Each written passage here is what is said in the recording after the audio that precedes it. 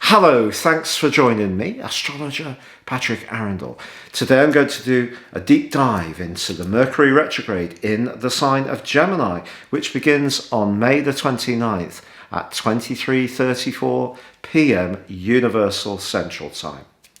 As ever, I'm going to explore what Mercury retrograde in Gemini means, but widen this out to look at what the exact event chart tells us that this is going to mean over these next weeks. I'm also going to then explore what the impact will be on each of the 12 zodiac signs. So please stay with me, and I will share some timestamps underneath. If you've yet to subscribe to my channel, I'd be honoured if you did so now. Please click or tap on the bell notification symbol. Those subscriptions really help me, particularly with all the illnesses I've had over recent years. It does seem that some of my contemporaries, when I started doing YouTube videos, have galloped into the distance somewhat, so your support will be greatly appreciated.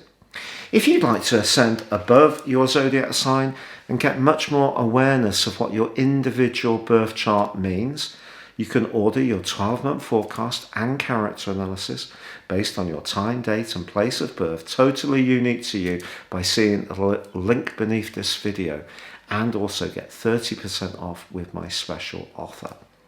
Right, so on the screen you can see this very, very special event. And why should that be? It's because Mercury is in its home zone in the sign of Gemini. One of two it governs, the other being Virgo. Now this is a mutable sign. It's the third sign of the zodiac, coming after Aries and Taurus. It's of course ruled by the element of air. The mutability is its quality. That means there's a flexibility. And the thing that stands out from the chart straight away for me is that we have a glorious alliance between Mercury and Venus when the retrograde begins. And they've actually been very close to each other all of this last week. So although we had that lunar eclipse in the sign of Sagittarius, it too was feeding into the expansive energies of Jupiter. These two have been saying that despite that lunation cautioning us to be very careful about the ideas we express and how much energy we put into situations where we're receiving information, the to-ins and fro-ins of everyday technology and the internet and social media, all of these things hugely influenced by that lunation. But these two have been saying, look, there's still an opportunity to be playful within the scope of that particular event. But of course, Mercury retrograde traditionally is very much about the potential for glitches. And because Gemini governs things like publications, it governs technology, it governs text messages, emails, our everyday conversations. It influences those interactions we have with neighbours, with siblings. But one of the things that a lot of modern astrologers like to push back against is the belief that a Mercury retrograde can only bring damage.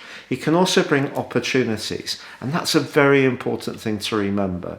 So if you have got some devices or a vehicle or a mode of communicating that's not quite working as you want, this is a great time to revise, renew and to rejuvenate. It doesn't just have to be a negative event. But I have to be honest, despite the sparkling alliance with Venus, Neptune, the planet of dreams, is squaring up the two of them. And you can see that Neptune is in the second house of this chart, very much to do with how we feel about ourselves, our self-worth, but also it is about money. So I think there could be a tendency with Venus being in the mix to want to splurge over the next few weeks, particularly if the lockdown has been very limiting of our opportunity to mix and mingle, because Gemini is very much about that interaction, that bubbly exchanges. But if we also look in the first house of this chart, the ascendant is in the very worldly sign of Capricorn, but so is the moon. And of course, Pluto continues there, will be there through to 23, and then briefly goes into Aquarius and then back into Aquarius in 24. But we have, you can see the moon exactly conjunct Pluto.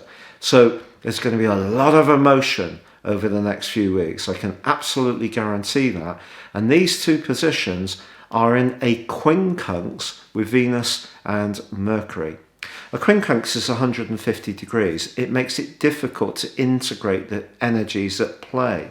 So when we put the moon on Pluto, we're talking about a desire, an intensity around emotions.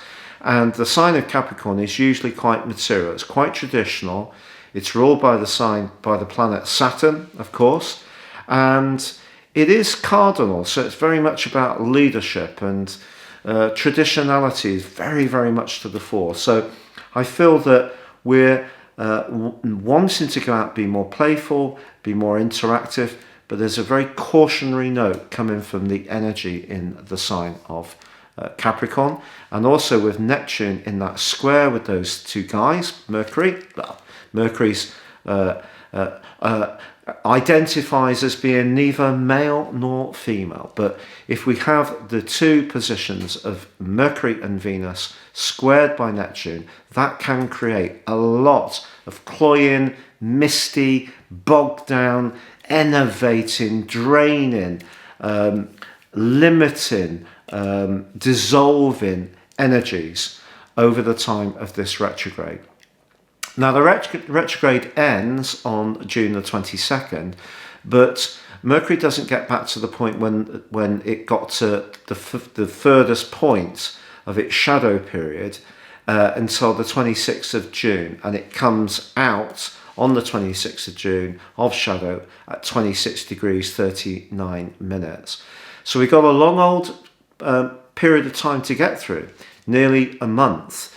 And I do feel, therefore, the potential for things to go quite slowly, things that we want to move quickly, anything to do with the movement of information, the movement of goods, the movement of people, so that can be transport systems, can all be affected by the confusion that Neptune can wrought. Now, if we are buying and selling anything, and as I said, because Neptune's in the second house and the fifth house is about pleasures, we're splashing out, arranging appointments, dates and all the rest of it.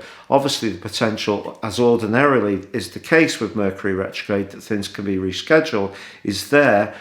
But if you are buying and selling anything, go very careful, because you could be sold something that is not actually as truly accurately described as it could be. So the potential for deceit, distortion is very strong. So if you're buying something offline, for example, that's quite expensive, I really would go forward with a strong case of buyer beware. But we do have some very positive aspects in this chart. I mean, the Sun and the North Node are very closely together, also in the fifth house. It's not to say we shouldn't try to be more creative, demonstrate our flair. And they're in a very stable link with Saturn. Saturn does continue its right angle with Uranus. That goes on through to the end of July. Sorry, can't help that. But I do feel that there could be a desire with that Capricornian energy and Saturn and Jupiter being in the first house of doing what we want, spending what we want, being... so the need to consume is going to be ramped up by this particular event. But the potential for things to be confused, distorted, bogged down, downright dishonest is actually quite strong. Now, one thing I would say is that Jupiter and Venus are actually in a really nice trine, but it's a tiny bit broad. It's at 6 degrees, and they are disassociate. So Venus isn't quite in Cancer, but it is a trine, so that's very, very nice. Also in this chart, you can see that Mars is on the 7th house. That's never a great place for Mars to be. And also it's opposite the Moon and also Pluto. So it means if we don't get what we want, we can get frustrated very quickly. And of course, Mars is in its fall in the sign of Cancer, not at its best location. So to summarize what this event is going to mean, and this year, I should say to you, is very different from last year's Mercury retrogrades, which all began in water signs, Pisces, Cancer and Scorpio. There was some reversing back into the air signs of Gemini and Libra last year. But this year, we've got all air elements retrogrades. And on the face of it, that's good. But the next retrograde, which begins on the 27th of September in Libra, is squaring up Pluto when that begins. So that's going to be quite an epic event too. So just to really sort of bring this down to very sort of the core issues, Mercury, of course, can create confusion. So what we can do is micromanage the things we can influence. So that means really concentrating with the minutiae of anything we're writing, sending, confirming, buying. We can do all we can to limit the potential for things to go wrong. But things are likely to still go awry because of that Neptune right angle. So Neptune squaring up with Mercury is really, really awkward. It's the kind of trickster influence, smoke and mirrors influence bar none. So buyer beware. That's very, very important. But I think that energy in the sign of Capricorn is making us want to consume, to do what we want. And we can be quite forceful about it because we've got Mars in opposition. We've got Saturn and Uranus still in that quarrel, the two signs that govern the sign of Aquarius. And they're going to be squabbling through to the end of July and then the last 5 weeks of this year, one of the most important aspects of the whole year. So we're still going to see a lot of social unrest, people very unhappy with the status quo, some people trying to move forwards to modernity, some people resisting that with all their might. But the traditionality of the ascendant of this chart, the position of Pluto and the moon, they're quincunx to Mercury and Venus. It makes it very hard to integrate the more playful energies of Gemini with those more serious energies of Capricorn. And then with that Mars in the 7th house, if we do get stymied in any way, we can soon boil over with frustration because we want to play, we want to go out, we want to socialize, we want to fly off on holiday, we want to do what we want to do. But unfortunately, I think information can still be hard to pin down that's really reliable, and therefore all we can do is be as cautious as possible in our own domain and, where possible, renew, refresh, rejuvenate anything, whether it's a domestic appliance, an old laptop that's been on the blink, update our technology package in some way, get a better deal on your mobile, for example. All these things are very positive that we can do with Mercury retrograde. Do not think that you can't do anything through this period of time. That's just simply not true. But what you've got to do is go forwards with a great deal of care. Please stay with me for your individual zodiac sign, beginning with Aries. Well, for you, Aries, obviously, this event occurs in your 3rd house, which is very much about, quick, zippy conversations, but you have Neptune stored away in your 12th house. Now, that can be where there can be secrets, there can be gossip, there can be little tidbits of information shared with you. I wouldn't get too affected by them. Make sure that you're focusing on what you need to do in terms of preserving your more worldly interactions, which is coming from that serious set of influences in the sign of Capricorn. So you can have conversations, you can have a bit of tittle-tattle with someone if you want to enjoy that, but just be aware that things can get twisted out of shape. And if you're really serious about making progress towards your goals, you need to keep things very dry. Don't let your imagination run away from you too much. Steer away from people who you know tend to enjoy more salacious gossip and information, because they're not going to do you very much good. Taurus. Now, having your ruler Venus on Mercury as this begins gives you a lot of encouragement to try to improve your financial lot, or spend. You probably don't remember it, but there was someone who won the pools, as they were called.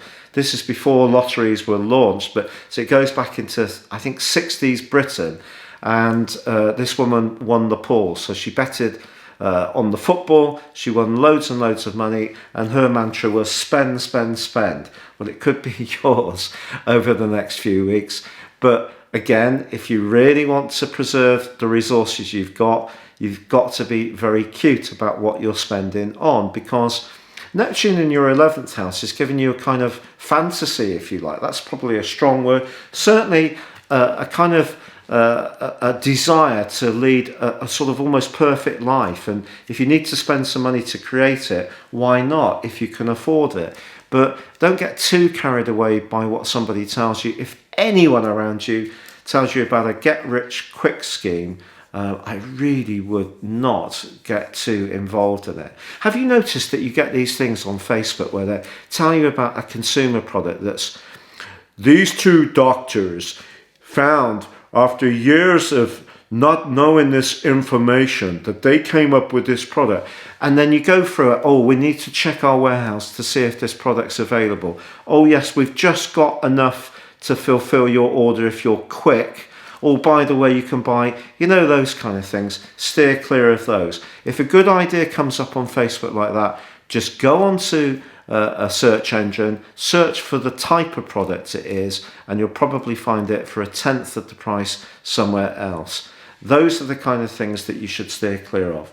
Now, Gemini, obviously, having Mercury retrograde in your own sign means that some of the plans that you've been developing could slow down, and I can only be honest with you, I think they will, particularly with Neptune being in your 10th house, has been since 2012. You've had some brilliant ideas since then. You've done some brilliant stuff, especially if you're a carer, a healer, a spirit guide, a psychic. You've been absolutely on fire, but you may feel that you're walking through a field of glue over the next few weeks. So what's the best way to deal with that?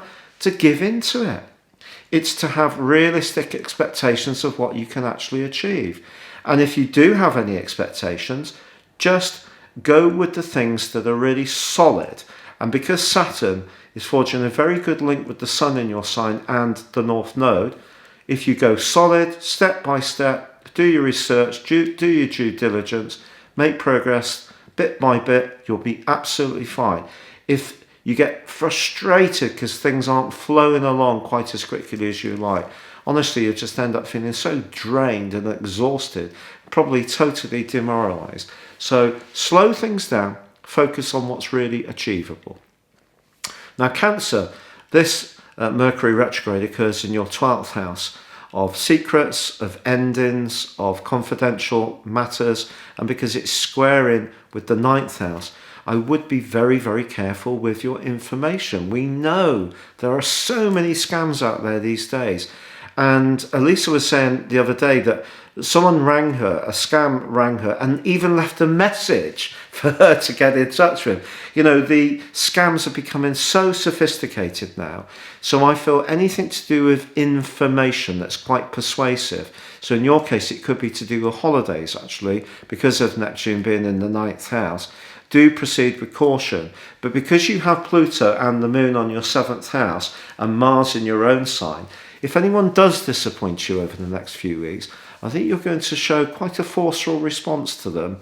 But if you hear some information where you feel someone's been disloyal, I just really would check it out with your most steady friend or source who tends to sort of, but what about this? The person who gives us the different perspective, the person who's real in our life. Talk to someone who's real. If you hear something doing the rounds where you feel someone's being unkind about you, doing a disservice, just check it out. It might not be true. Now, Leo, having the Mercury retrograde in your 11th house is where you're wanting to go forwards in a more spiritual way. It's about friendships, group activities, your future. So the chances are, if money is part of this process and you're having to negotiate, or there's a contract involved with the 8th house of where you're most invested, again, patience is going to be a virtue. But you know, Saturn is in a really good location in its angle to the Sun, and also at the North Node. So the people you feel you can have very constructive links with, where it all just seems to work very easily without too much effort, you can go forwards fine. I just think it's where you might be being a bit more idealistic that some disappointment could come up. Now, Virgo, having Mercury retrograde in your 10th house of career and your goals, worldly interactions, the inference is clear. And of course, it's your ruler as well. So if you also have Mercury in your natal chart, and if you don't know your natal chart and you'd like to find out, you can see the link below and get one for free. But having Mercury go in retrograde can affect you more than the other zodiac signs in some ways.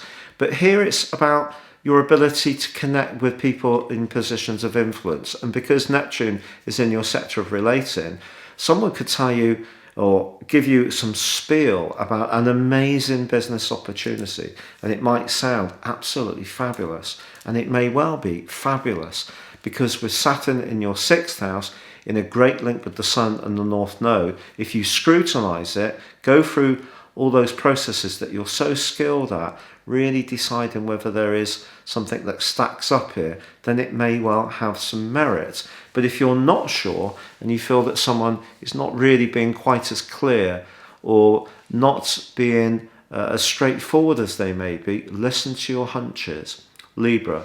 Now, of course, Mercury is the planet of moving around, along with Jupiter, of travel. So having it in your 9th house means you'll likely want to really travel, particularly with having the Sun and also the North Node and Venus all in your 9th solar house of travel.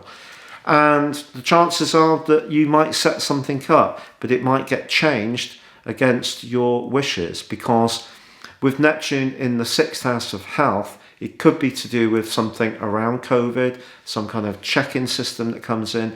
So I think if you're just wanting to head off, have some sun, fine, but check it all out. But if you're going, you need to go with an open mind that things could go wrong. For me, when Mercury goes retrograde, you can almost, I'm the greatest Francophile in the world, but you can almost guarantee there will be something around ports in France or aircraft controllers. That's not to say it doesn't happen in the UK or anywhere else. But if you are hoping to go somewhere, whether it's by road or by air or by sea, just be aware that anything to do with the transport system can break down when Mercury's retrograde. And with Neptune squaring up, it could be to do with COVID. Now, Scorpio, you got that collection of energy in the 8th solar house, which is very redolent of your own sign. So we have the Sun, the North Node, Mercury and Venus. It's deep, it's passionate, it can be very sultry, but having Neptune in your sector of love and romance, and also Jupiter, of course, suggests that you may be in the mood to be a little bit more intense and flirty. And of course, Uranus is in your 7th house of relating. You're craving excitement, but it's also squaring Saturn. So whatever you go for, there could be a catch. So listen, I'm not saying don't move forwards on a situation. If someone seems very, very beguiling, lovely. But if they start talking about money or what you earn or what property you got or what insurance policies you own, and it's only the second date, I'd honestly walk on by. If you are involved in an alliance where you work very closely together and you are trying to put together the money to launch your own business, to be more entrepreneurial and all the rest of it, there is potential to go forwards, definitely. And Jupiter and Venus are forging a glorious alliance for you personally. And your sultry energies can draw goodness to you. But I think we just have to be aware with Mercury going backwards in the 8th house, if you're applying for a loan, anything to do with a property transaction, you're trying to move banks, switch monies around, anything to do with pensions or settlements, insurance payouts, legacies, this kind of stuff, it could really slow down. I can only be honest about that. Sagittarius, The whole cluster of energy in the sign of Gemini is in your 7th house of related. So it's not hard to figure it. That's where there could be an issue, relating. So keep the lines of communication as crystal clear as you possibly can.